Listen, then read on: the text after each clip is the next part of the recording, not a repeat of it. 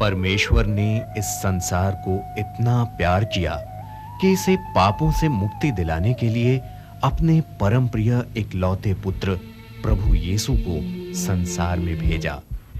वह इस पुत्र होते हुए भी मरियम से देह धारण कर हमारे बीच एक सांसारिक व्यक्ति के रूप में रहे।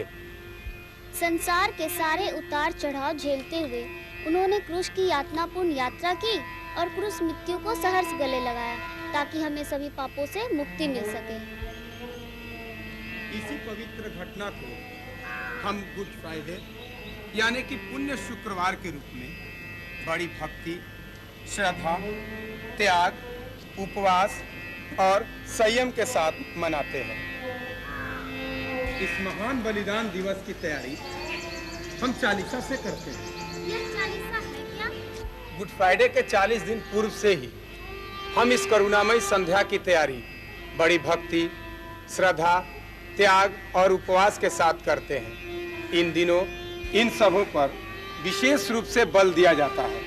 खासकर प्रत्येक बुधवार एवं शुक्रवार को उपवास और त्याग के बाद हम सभी सामूहिक रूप से चर्च में एकत्रित होकर प्रभु ईशा की कलवारी पहाड़ की यातनापूर्ण क्रूस यात्रा को बड़ी भक्ति और श्रद्धा पूर्वक याद करते हैं।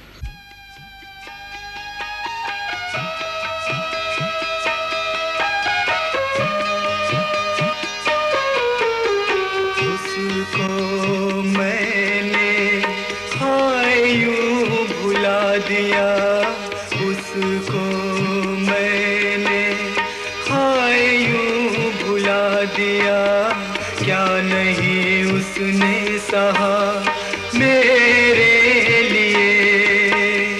क्रूस लेकर देखो कलवरी वो चले, क्रूस लेकर देखो कलवरी वो चले, चले कलवरी वो चले। उन घटनाओं को 14 मुकामों में बांटा गया है। तो आइए हम एक बार फिर उन घटनाओं को क्रमबद्ध रूप में देखें, महसूस करें कि प्रभु ईशा की उदारता, त्याग, प्यार और बलिदान को हमने अपने दैनिक जीवन में कितना स्थान दिया है। यीशु को प्राण दंड की आज्ञा दी जाती है। दिन निकलते ही महायाजकों, नेताओं, शास्त्रियों और सिपाहियों ने ईसा को बंदी बनाकर राज्यपाल पिलातुस के सम्मुख पेश किया। वे उन पर विभिन्न प्रकार के आरोप लगाने लगे। पिलातुस ईसा को रिहा कर देना चाहता था, पर अंत में उसने ईसा को क्रूस की सजा सुनाई। यीशु के कंधे पर क्रूस लाद दिया जाता है। क्रूर सिपाही लोग बड़ी बेरहमी से ईसा को कोड़ों से मार-मार कर अत्यधिक घायल कर देते हैं। वे उनके जख्मी कंधों पर भारी क्रूस लाद देते हैं। यीशु पहली बार क्रूस के नीचे गिर जाते हैं। क्रूस का भारी बोझ और सूरज की चिलचिलाती किरणें उनकी पीड़ा को और बढ़ा देती हैं। वे आगे बढ़ना चाहते हैं, पर बेदम होकर भूमि पर गिर जाते हैं। कलवारी की राह पर बेटे की मुलाकात अपनी दुखी मां से होती है। अपने बेटे की ऐसी दशा देखकर मरियम के हृदय में तलवार सी चुभ जाती है।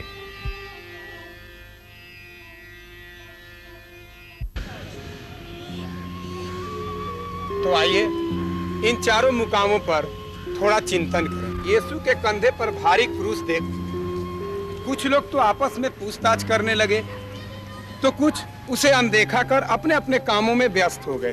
वे न तो ये जानते ही थे और न ही उन्हें इस बात की चिंता थी कि क्रूस से दबा यही मनुष्य वास्तव में उनका जगत गुरु और मुक्तिदाता है।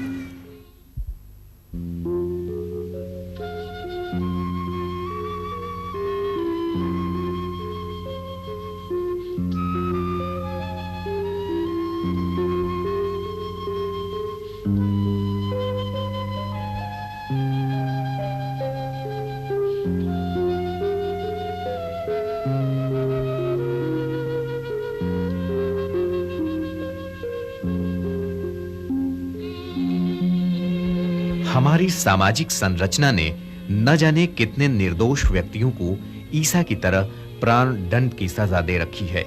ये असहाय, निर्धन, बेबस इंसान ईसा की तरह ही न चाहते हुए भी अपनी सजा स्वीकार कर लेते हैं।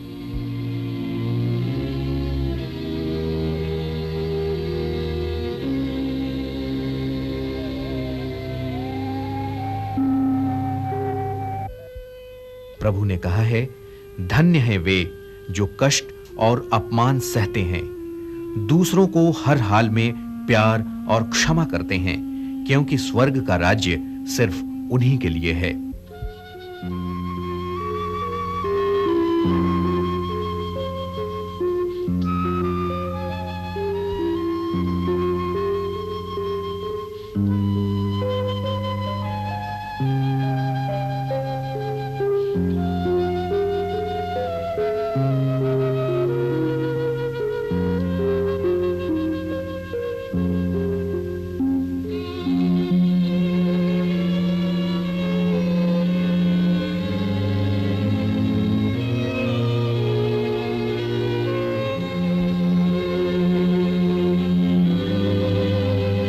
यही सत्य है कि आज भी हम सभी इस संसार में अपना अपना क्रूस ही उठाए चले जा रहे हैं, पर जो ईसा के जितने करीबी हैं, उनका क्रूस उतना ही भारी है।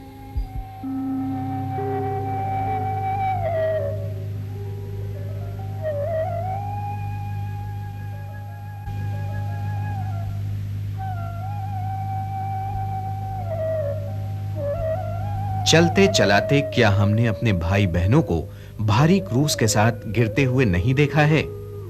जब किसी भूखे, नंगे, फुटपाथ पर पड़े इंसान पर हमारी दृष्टि पड़ती है तो हमारी क्या प्रतिक्रिया होती है?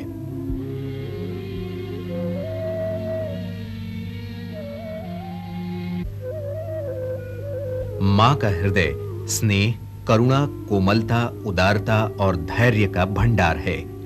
वो जब अपने बेरोजगार बेटे को सामाजिक कुरीतियों से जूझते हुए, टूटते, गिरते, घुटते हुए देखती है तो उसका कलेजा फट जाता है।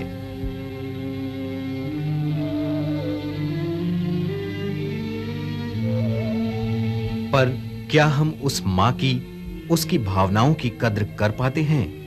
सोचें, क्या मां का कोमल हृदय हमें बार-बार छाती से लगा पाएगा?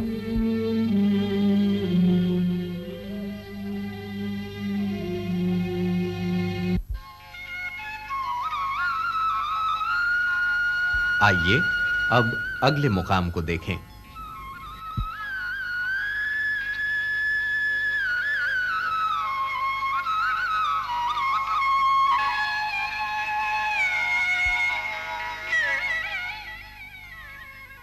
सिमोन क्रूस ढोने में यीशु की मदद करते हैं। सिपाही डर गए कि कहीं यीशु रास्ते में ही न दम तोड़ दें। उन्होंने पास खड़े सिमोन को पकड़कर यीशु का क्रूस ढोने का आदेश दिया। सिमोन यीशु का क्रूस उठाकर सहर्ष आगे बढ़ने लगा। वेरोनिका यीशु का चेहरा पोंछती है। यीशु का पूरा चेहरा खून और गर्द से भरा था। उनकी दयनीय दशा देखकर पास खड़ी एक स्त्री वेरोनिका भीड़ को चीरती हुई यीशु के पास पहुंची और अपने रूमाल से यीशु का चेहरा पोंछ डाला। उपहार स्वरूप यीशु का चेहरा रूमाल पर छप गया। यीशु दूसरी बार गिरते हैं। चोट और घावों की पीड़ा और लहू के निरंतर बहने और असहनीय प्यास से निर्बल होकर यीशु के चलने की गति ढीली पड़ जाती है और वे अचानक भूमि पर दूसरी बार गिर पड़ते हैं। यरूशलेम की स्त्रियां यीशु पर विलाप करती हैं।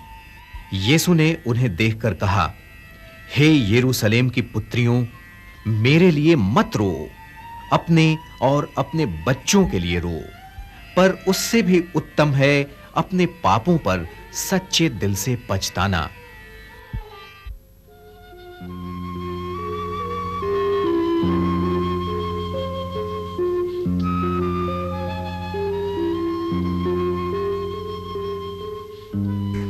सिमोन द्वारा यीशु की मदद भाईचारे को स्थापित करता है।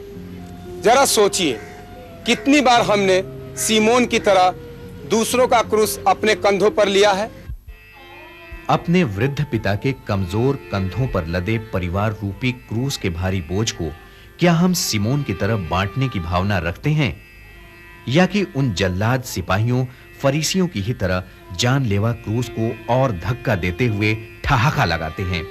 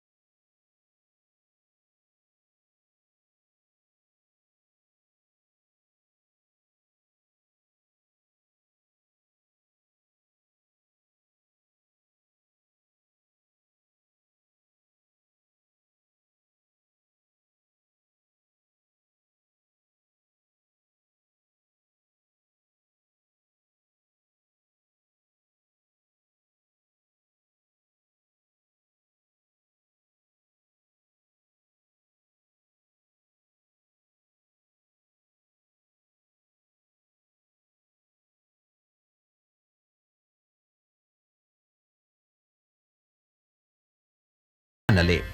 अतः कब्र सील कर सरकारी पहरा बिठा दिया गया।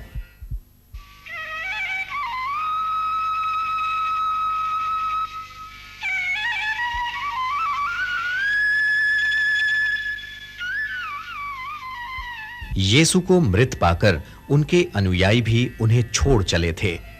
हमने भी कई बार यीशु को मृत समझकर वैसे ही छोड़ दिया, या फिर सहानुभूति के 2 शब्द बोलकर अपने कर्तव्य का जैसे निर्वाह कर लिया।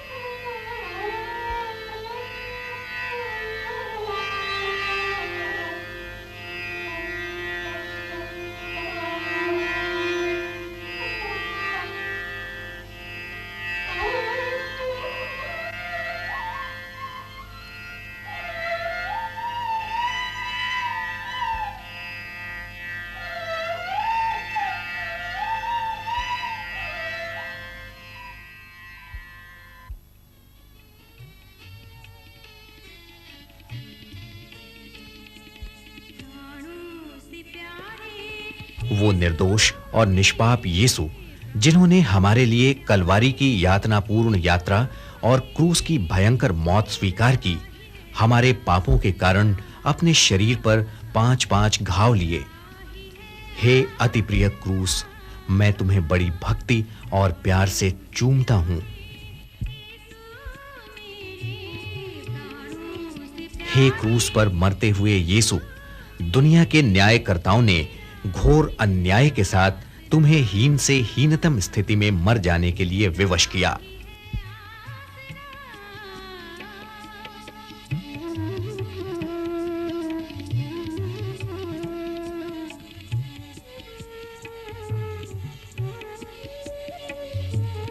आइए इस यादगार पावन बेला में हम अपने पापों पर पश्चाताप करें, विलाप करें।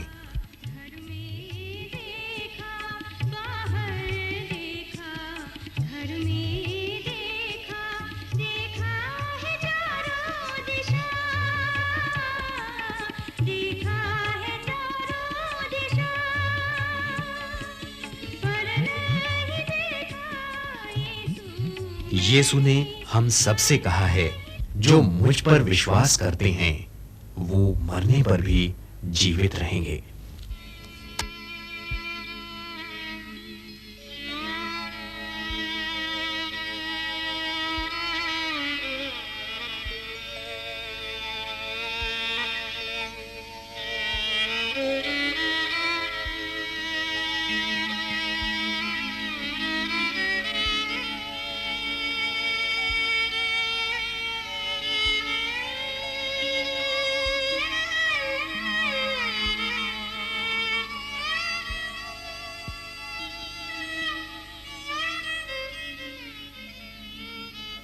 तो आइए इस पावन बेला में हम अपने पापों पर सच्चे दिल से पश्चाताप करें, विलाप करें।